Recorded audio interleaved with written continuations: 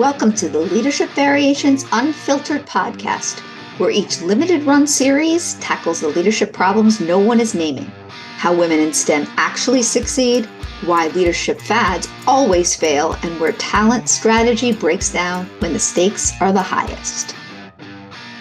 Okay, so here we go. My name is Amy Bladen Shatto from Leadership Variations. I am a leadership development consultant and executive coach. I specialize in working with leaders and executive women in STEM. I am so pleased, and it's my pleasure to introduce Anna Hooker, the Senior Vice President and Chief Laboratory Officer at Exact Sciences. Anna leads a global team of over 2,000 professionals across multiple laboratories in the United States and internationally. Her leadership spans operations, quality, and lab automation, driving innovation and excellence in every facet of laboratory sciences. Beyond her executive role, Anna is passionate as an advocate for mentorship and career development. She's dedicated her time to guiding emerging STEM professionals in their leadership journeys, which excites me. Her commitment to empowering others is as impactful as her contributions to science and operations. One other thing, Exact Sciences is a leader at the intersection of STEM innovation and healthcare. It uses advanced science and technology to revolutionize early cancer detection and improve lives. Wow, if that's not just a mouthful, and we are so honored to have you, Anna. So you ready to get going and jump in? Absolutely.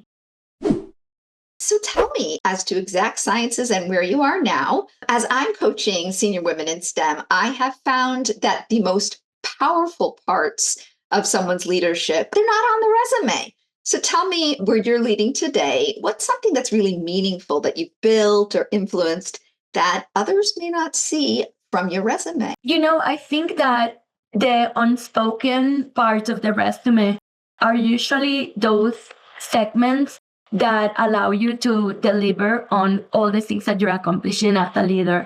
So often you have all the accomplishments or all the how much money you save or how many things you did or how many labs you stood up or how many tests you launched. But under all that infrastructure, there's a group of humans that have to make it all happen.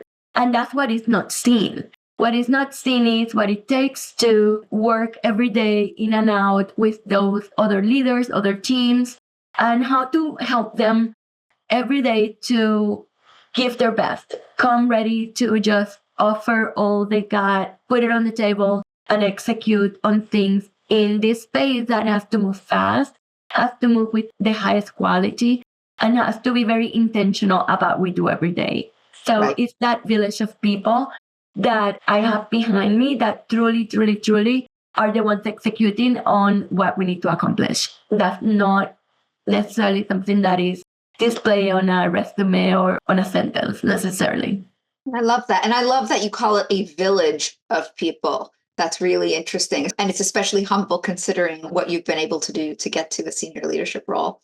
Thank you for saying that. Thanks for telling us that. That's a great way to get started. So let's talk a little bit about your path to the leadership that you're in now. What has that shift looked like for you? So maybe I'm assuming wrong, but I'm thinking you've gone from a deep expertise to leading more at a scale. So was it clear, or was there something that you had to figure out as you made that shift? Tell me about that. I think anything in leadership, especially in women leadership and in my own space, is clear or necessarily intuitive, right? You have to work at it. You have to continuously push yourself, really push boundaries all the time. And those are personal boundaries, not necessarily boundaries in your space, in society, and your work, but more on all that imposter syndrome crap that we carry with us as women, right? And people joke, oh, is that real? It is real. To be honest with you, it's one of those things that you have to truly get comfortable that, hey, it's there, and you have to manage it. And the only way you're going to do that is truly find your own tools and advice from others or methods that you can keep it in check and not let it take over on critical moments when you need to show up as your best. I love that you mention imposter syndrome. I think sometimes men look at women and say, imposter syndrome, that's not a real thing. It is so real. As a psychologist, I am always telling the women that I coach, it is real. And the society has helped to make it real for us. And when you think about it, women have the additional pressure to have to do everything. We have the families, we have the work, and we have the pressure of feeling we have to prove ourselves. And that's where I think is one of the sources of the imposter syndrome. So I love that you mentioned that and are saying, it is real. It's a real thing. So thank you for sharing that as well. That point with that, though, is probably about 5 years ago, I did a talk. I was leading a talk on imposter syndrome on women. And this gentleman stood up in the audience and said to me, we don't talk about it because of all the things in society about men, but we have imposter syndrome too. Yeah. We're just really good at hiding it or posting or showing strength, and that just crushes any of that for others. But inside, we do feel it too. And I thought, that is great advice, funny enough, because what that really re-emphasizes for me is something somebody told me a long time ago. Listen, people only see what you show them. If you show them that you're nervous, they're going to see you're nervous. If you show them strength, they're going to see strength. If you show them that you're just questioning yourself, they're going to see that, right? Hesitation, right. All that comes through. So that is an incredible piece of advice from my male colleagues. It's like, you know what? Just try to manage what you're showing. And there's moments for vulnerability and there's moments for strength. You need to learn how to calibrate that moment and listen to where you are, watch your audience, and then calibrate how you're going to show up, because that's going to be key for how really successful you are, even on a simple conversation. I love that you mentioned your male colleagues who said, we have it too. I'm thinking of a particular colleague of mine who coaches people at organizations that we would know very well, so they shall remain nameless. He's coaching CEOs at top companies that we know very well. And he was telling me about he called it his inner gremlin. And I laughed and I said, you have imposter syndrome, just like the women, in STEM that I work with. And he goes, I guess so. And I said, I wish you would share that with other women so they understand this is not just limited to women. So I really appreciate that you're sharing this in our talk. And I love that you did a talk on this. So thank you. Thank you for sharing that. So I guess I would ask, to build on some of what we're talking about, I hear a lot from women, especially in STEM, how much work goes into being seen as credible. I've heard one of my colleagues talk about it as having to overrow the boat. She wrote an entire book about mastering your inner critic. I think that's the same, imposter syndrome. But what's something that you do in terms of earning your credibility? Is there something that shifted in how you have approached it over time? Has that shifted for you? It definitely has shifted. I have a phenomenal mentor. She is obviously a very strong woman that has gone through a lot of different levels in her career and has held executive level roles in the, call it last, 15, 20 years. So, and she's always very insightful about the advice she gives me. So one of the things that she has helped me is that evolution, right? Because when you come from STEM, like you said, you come from being an expert in a field or being very strong in a field to having to lead in that field and then represent yourself in groups with many other different variations, whether are men, strong characteristics, strong personalities, women. So you have to start by really understanding who you are as a leader and try to understand what is your brand. And by your brand is not just show up necessarily as in superficial, but really what is your internal brand? What are the things that you want to be always consistent about you and memorable about you? So for example, for me, my authentic brand is I'm authentic. I'm going to say things like they are. It's really important to me to be authentic. I'm strategic. I want to show up as strategic and just show that I can take that big picture, connect the dots, and come with something great after that. I'm also very intentional. So I try to, everything I do, be intentional about it. And as transparent as I can within reason of whatever the circumstance and what I can do, what I can share. Not everything you can share in these roles.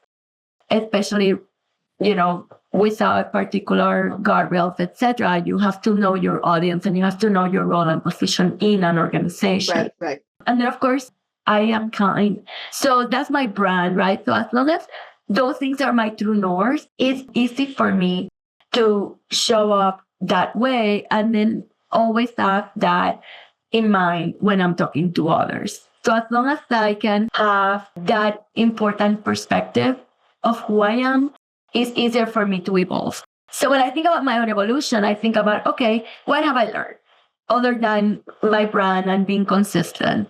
So it's always go with data. Data speaks for itself. So put data in front of emotions. Don't let your emotions take things because you have already the external brand of humans that place on women are you're emotional. And if you're Latina, forget it. You're loud, you speak with your hands, you're aggressive, all this stuff, right? So always know about maintain your emotions in check and be calm and try to display your confidence. That is, in my mind, some of those things that have evolved in me to continue to always show the way I want to show, basically. Right.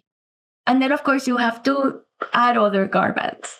Garbands like practicing, garbands like what is my intended outcome going to be on that conversation? Do I have exactly what I want out of it? Am I establishing that from the get-go, etc.? So all those things help you have ways that you can say, okay, I need to use brevity, not being verbose, right? You want to go and be intentional, have your point. Often you don't have a lot of time to create an argument. So what is the shortest, effective, brief way to display what you need to accomplish in that whatever time you have in that meeting? If that makes sense. Oh, yeah. Yeah, it makes sense. It's forming your brand with intention and making sure you're presenting the brand that you want to create.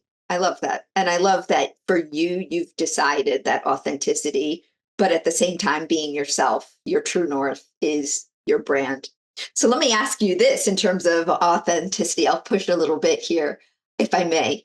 Have you ever had, we all have a moment that it doesn't go as well as we would like, but it is a light bulb in who we are or how things are going for us. And it helps us say, aha, this is a learning for me. And based on this, I'm going to do things differently, or it's a great learning in my career. Do you have a moment like that that you can remember? I have moments every day. Are you kidding? Yeah, it's like, I don't think you ever reach perfection in anything you do because it's all in the eyes of the receiver and it's all on how you're perceived by others. So you're never going to have something that is going to come exactly like you want it. Everybody's going to receive it the same way. Right. So for me, little things like missing the point on an audience or saying something that resonated with 80% of the room, but then there was this 20% that felt left out. Really stupid things, right? But unintentional that you cannot practice for everything, right? So if you take those nuggets and you say, wow, check, next time I need to be mindful about that. And for example, I use the word village a lot. And that's a very important thing for me because it's a brand. And it's not a brand for just fake village and just get people to work with you. It's really, I feel like that. I feel I have a group. I mean, this many people, it's really a lot of people. There's villages that are smaller than my group and they have to function. But there was one time a receiver in my village that felt that was patronizing of me.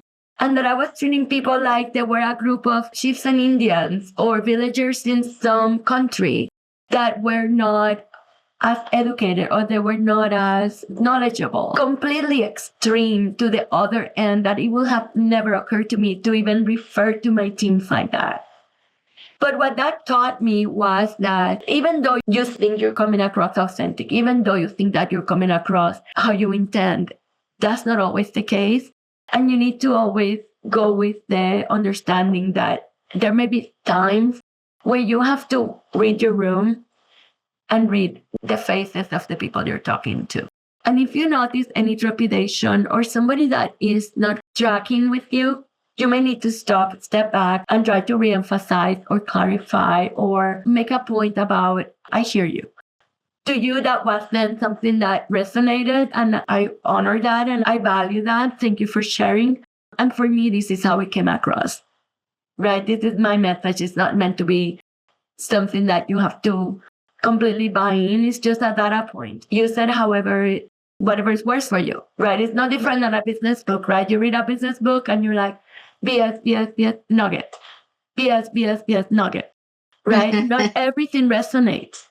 Yeah. But you take the things that are meaningful to you. And that's how you also have to think about your audience and think about how those learnings, and always be open to learning and to evolving and adapting and expanding. Love that. Fantastic. That's worth the price of entry right here. Thank you. Okay. One last thing. We're going to close with what I call the undeniable take. So what is one truth you'd give to the woman who is ready to lead in a senior role, but is still being underestimated? So in other words, she knows she's got it, but she needs help cracking the code like you have.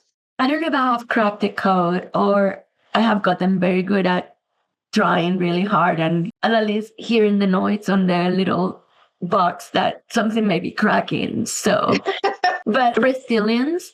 Be resilient. I always think what's the worst that can happen. And if I can live with the consequence, go for it. Promote yourself. That's one of the things that if I could do it all over again, I will work more on learning how to promote myself, because culturally it's not good. And my culture is not very well respected to promote yourself. But in the culture that I live, it is a must that you can promote your worth. And I haven't been that great at that. I think that learning from my own mistakes, I try to be my best self and find a trusted partner that you can ask, hey, how did I come across? Did that resonate? Did my message come like I intended it?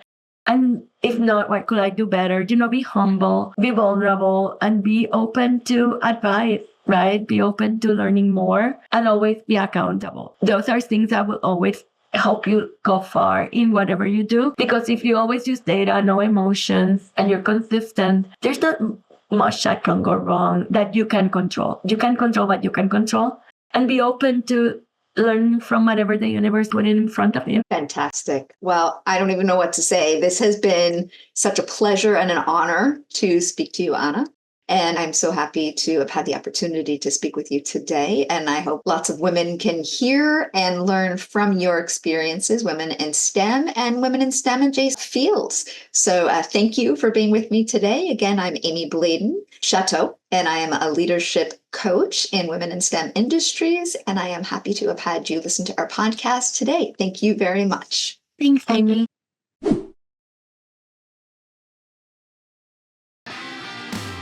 Thanks for joining.